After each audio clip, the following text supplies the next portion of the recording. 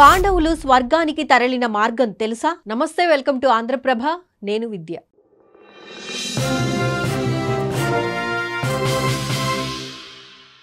భారతదేశ అత్యంత పవిత్ర గ్రంథాల్లో ఒకటి మహాభారతం. అయితే కురుక్షేత్ర యుద్ధం తర్వాత పాండవులు ఏమయ్యారు, ఎక్కడికి వెళ్లారు అనే ఎన్నో ప్రశ్నలు, వీటన్నింటికీ సమాధానమే స్వర్గారోహణ పర్వం.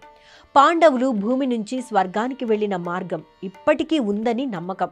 వారు ఏ మార్గం గుండా స్వర్గానికి చేరుకున్నారు, అసలు ఈ దారి ఎక్కడ ఉంది అనేది ఇప్పుడు తెలుసుకుందాం.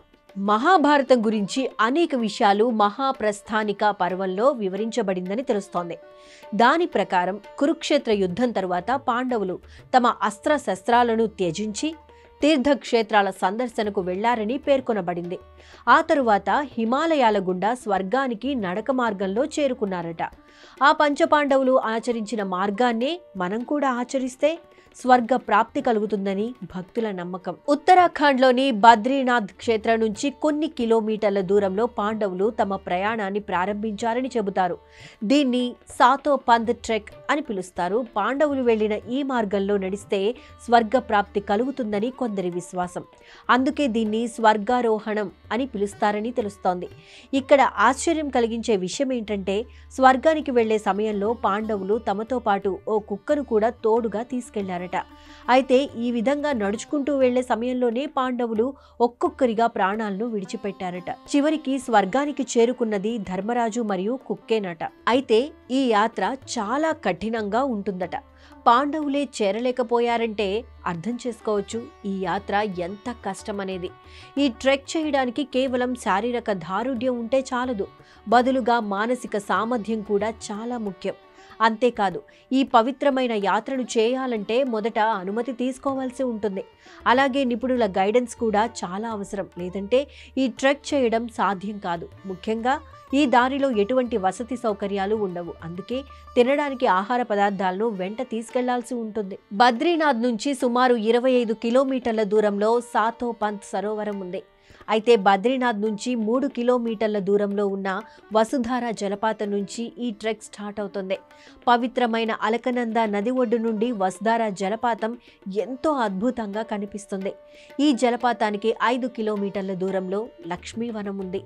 అక్కడికి వెళ్లాలంటే ధానో అనే హిమానీ నదిని దాటాల్సి ఉంటుంది. కానీ ఈ మార్గం చాలా ప్రమాదకరం. ఇక్కడే పాండవుల్లోని నకులుడు, సహదేవుడు ప్రాణాలు విడిచారని చెబుతారు. పురాణాల ప్రకారం లక్ష్మీవనానికి మరో 5 కిలోమీటర్ల దూరంలో ఉన్న చక్రతీర్థంలోనే అర్జునుడు ప్రాణాలను త్యాగం చేశాడంటారు. దీని తర్వాత వచ్చే ప్రదేశం సహస్రధార. ఇక్కడే భీముడు ప్రాణం విడిచారని చెబుతారు. ట్రెక్ ఈ విధంగా ముందుకు సాగుతుంటే చివరిగా చేరుకునే ప్రదేశం సత్యపంధ్ సరోవరం.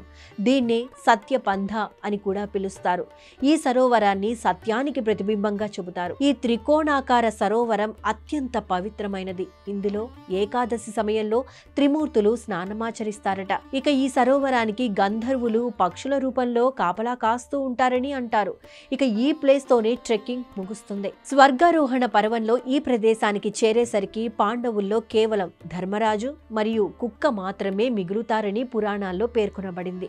ఇక్కడికి దేవతల రాజు అయినటువంటి ఇంద్రుడు రథంతో సహా వచ్చి ధర్మరాజుని ఆహ్వానిస్తాడట.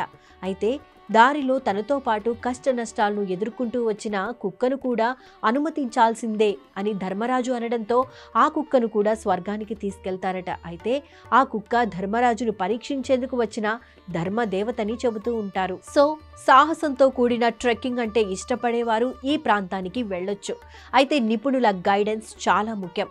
ఎక్కువగా ధార్మికతపై నమ్మకం, భక్తి ఉన్నవారు ఈ ప్రాంతానికి ట్రెక్కింగ్కి వెళ్తుంటారట. కానీ స్వర్గం, నరకం నిజంగా ఉన్నాయా, ఎవరైనా చూసారా అని ప్రశ్నించొద్దు. ఎందుకంటే ఇది సమాధానం దొరకని చెప్పలేని ప్రశ్నలు.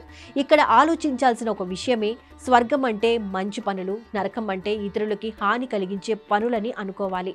చెడు పనులు చేసేవారంతా పర్యవసానంగా నరకం లాంటి కష్టాలను ఎదుర్కొంటారు. మంచి పనులు చేసేవారు ఆత్మ సంతృప్తితో సంతోషంగా ఉంటారు. ఇదే అసలైన స్వర్గం, నరకం.